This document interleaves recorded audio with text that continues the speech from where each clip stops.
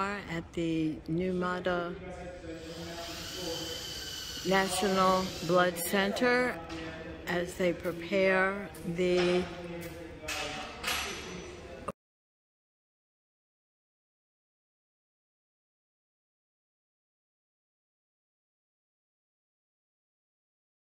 blast doors two ways. When we have an emergency, if it's conventional threat, we close the airlocks, the blast doors. If it is a biological and chemical threat, then basically we activate the filter system, which is an extremely complicated system. It's a central system below us, somewhere around this date. We started in 2018, 1 year just excavation and retaining walls with 11,000 trucks of removing the soil to landfills. 2019, actual construction. And after, I don't know, 3.5 years, we are almost done. It means that we have overpressure inside, regular pressure outside, so viruses cannot actually enter the laboratories. 5 entrances into the whole complex here. Now,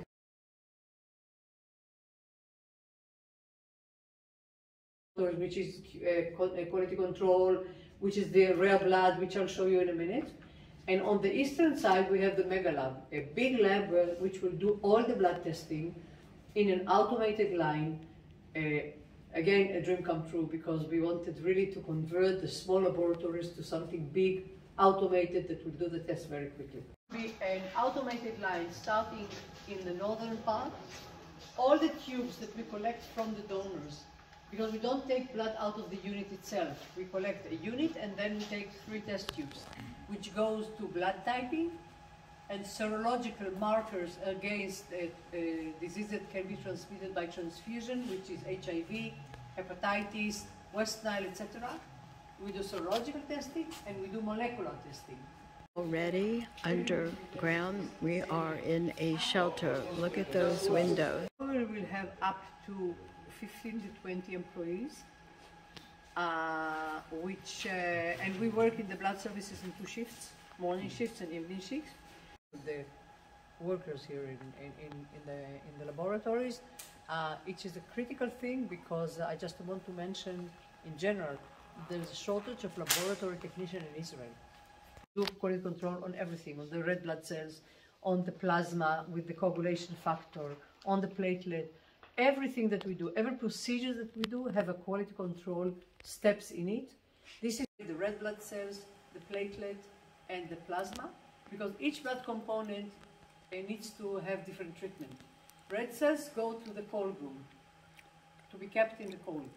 Plasma is going to be frozen, and here are the sites. You can see the PowerPoints, the PowerPoints, not the presentation, for the blast freezer, which freeze the plasma in very quickly. And the platelets are kept at 22 degrees. So each component has its own condition and its own expiration time.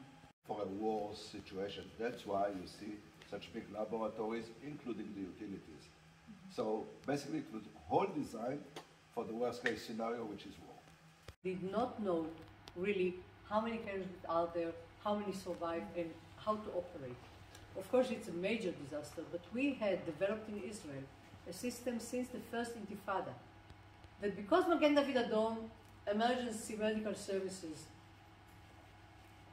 get the call from the people, the 101, people dial 101 to Magen David Adom. So Magen David Adom is the first organization in Israel to know what happened, and if possible to know, and there will actually be proactive, call the hospitals, tell them, on the way to you, there's so many casualties. What do you need now? We'll pack it and we'll send it to you. Women and children for their O negatives. So we can give young women O negative blood instead of O positive if needed. And this connection is one of the things that whenever I talk about collaboration between the EMS and the blood services, if it's the same organization, fine.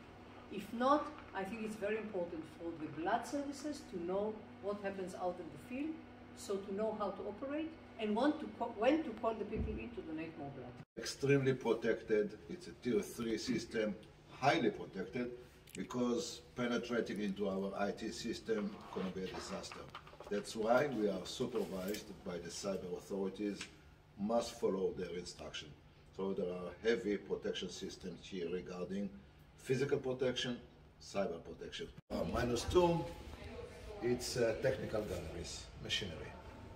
So it's a partial flow, and then we continue to, not too much to see actually over there, but we can stop.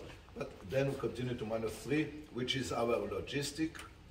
In -3 we have our main storage, both for EMS, ambulances, and for the blood bank. We have our utilities, generators, cooling compressors, machinery rooms. We have our equipping of blood mobile section. So all is happening in -3.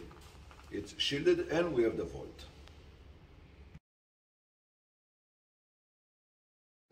The system automatically switches into a mode protecting wound against gas. Where are we now? What is this? This is level U3 underground. We are still not in the vault. So we've gone through one door. This is an airlock. This is a shielded airlock. Always separate between a filtered area, which is inside, to a non-filtered area. Special characteristics that we cannot discuss now, but there are some special characteristics to this blast door. Inside, it's surrounded by approximately 90 centimeters thick walls with metal plates from two sides. It is designed, this is the special design of the Israeli defense, the TAS, how should I say TAS? Army industry. Army industry, it's their design. It's a mini port Knox. Those are the walls, blast doors. Ceiling is the same, floor is the same.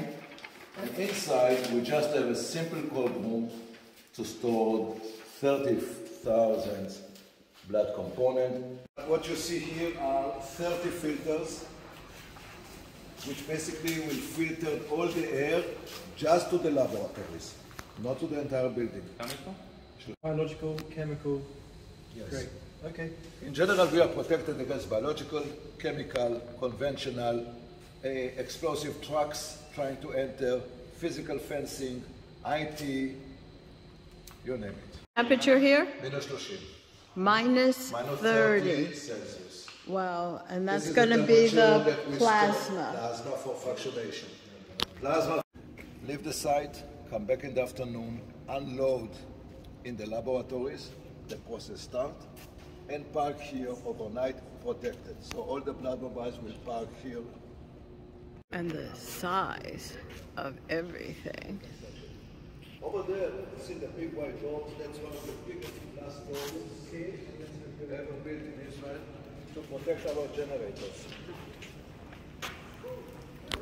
This door ever built in Israel. 8,000 square feet of corridors and plaza. It's big. It's in a shielded area. It's not filtered.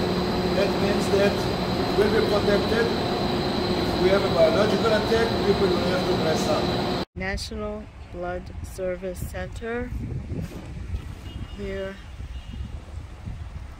in Ramle.